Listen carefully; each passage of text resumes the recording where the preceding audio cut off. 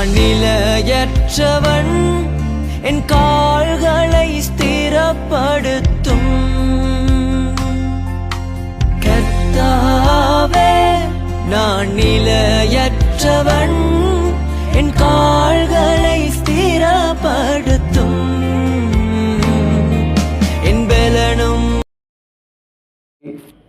மகன் தூய ஆவியின் திரியேக ஆசீர்வாதம் நம் அனைவரையும் ஆசீர்வதித்து காப்பதாக. ஆமேன். கிறிஸ்துவுக்குள் அன்பான என் அன்பு சகோதர சகோதரிகளே, உங்கள் யாவரையும் மீண்டுமாக இந்த புதிய வாரத்தின் முதல் நாளிலே சந்திப்பதற்காக கடவுளுக்கு நான் நன்றி செலுத்துகிறேன். இம்மட்டும் நம் யாவரையும் சுகத்தோடும் பலத்தோடும் ஆரோக்கியத்தோடும் நன்மையினாலும் கிருபையினாலும் பாதுகாத்த தேவாதி தேவனுக்கு நன்றிகளை துதிகளை ஏறெடுக்கிறோம். இந்த மாதமும் கடவுள் தம்முடைய அளவற்ற அருளை உங்கள் மீதும் என் மீதும் பொழிந்தருள்வார். அந்த நம்பிக்கையோடு இந்த நாளினுடைய சிந்தனைக்காக நியாயாதிபதிகள் 6ஆம் அதிகாரம் 17வது வசனம். எனக்கு தயை கிடைத்ததானால் என்னோடு பேசுகிறவர் தேவரீர் என்பதற்கு ஒரு அடையாளத்தை காட்ட வேண்டும். கடவுளிடத்தில் கிதியோன் தயை பெற்ற காரணத்தினாலே அடையாளத்தை கேட்கிறார். இன்றைக்கு இந்த அடையாளம் விசுவாசத்தினுடைய கருப்பொருளாக இருக்கிறது. இன்றைக்கு அந்த அடையாளம்தான், கிதியோன் கேட்ட அடையாளம்தான் விசுவாசம், கிருபை. அந்த விசுவாசம் எபிரேயர் புத்தகத்தில் அப்போஸ்தலனாகிய பவுல் 12ஆம் அதிகாரத்தில் காணப்படாதவைகளின் நிச்சயம்.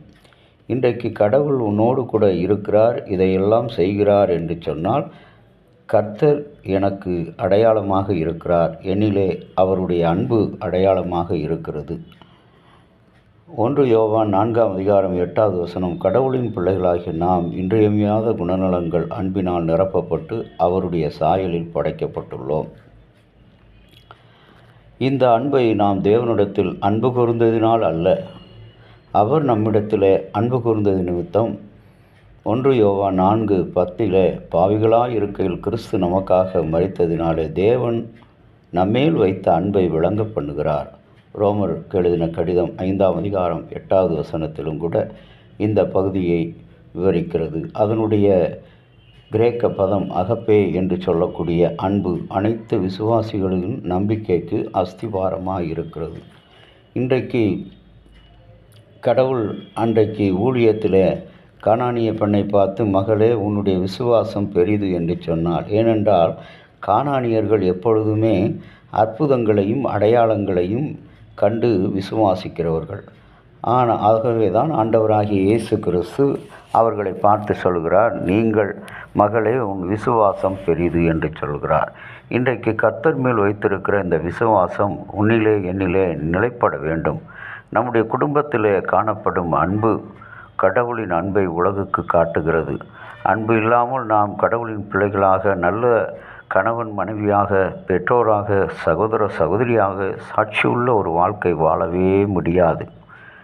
இந்த பிப்ரவரி மாதத்தில் நம்முடைய குடும்பத்தில் தேவ அன்பு, அகப்பே என்று சொல்லக்கூடிய அன்பு, கடவுள் சகல இரக்கத்திற்கும் ஊற்றானவராக இருந்து 1 யோவான் 4ஆம் அதிகாரம் 16வது வசனத்தில் அன்பும் இரக்கமும் தயவும் தானாக முன்வந்து கடவுளுடைய அன்பை வெளிப்படுத்துகிறது. இன்றைக்கு நாம் இந்த உலகத்தில் நிற்பதே அவருடைய அடையாளம், இந்த உலகத்தில் வாழ்வதே அவருடைய அடையாளம், இன்றைக்கு செயல்படுவதே அவருடைய அடையாளம். ஏனென்றால் அவரில் நம்பிக்கை வைத்த பிள்ளைகள் எப்பொழுதும் அடையாளத்தை கேட்க மாட்டார்கள், அற்புதத்தை பார்க்க மாட்டார்கள், அவருடைய வார்த்தையின் மேல் விசுவாசம் வைப்பார்கள். அப்படிப்பட்ட நாளாக இந்த நாள் அமைய கடவுளை நோக்கி ஜெபம் செய்வோம். என்று மாறாத அன்புள்ள தேவனே, உம்முடைய வார்த்தையினால் எங்கள் வாழ்வை கட்டி உம்முடைய பிள்ளைகளாக எங்களை அழைத்து இம்மட்டும் இந்த புதிய வருஷத்தின் முதல் மாதத்தை நிறைவு செய்து புதிய வருஷத்தினுடைய 2வது மாதத்தின் 2ஆம் நாளை நாங்கள் பார்க்க எங்களுக்கு அருள் கொடுத்ததுக்காக ஸ்தோத்திரம். இந்த மாதத்தின் முதல் மணி வேளையில் உம்முடைய சன்னிதானத்திலே இந்த ஜெபத்தில் கலந்து கொண்டிருக்கிற ஒவ்வொரு கர்த்தருடைய பிள்ளைகளும் இந்த வார்த்தையினால் தொடப்பட, ஆண்டவருடைய அன்பின் அடையாளங்களாக காணப்பட அனுக்கிரகம் பாராட்டும். இறைமகன் இயேசுவின் வழியாக வேண்டுகிறோம் நல்ல பிதாவே. ஆமேன்.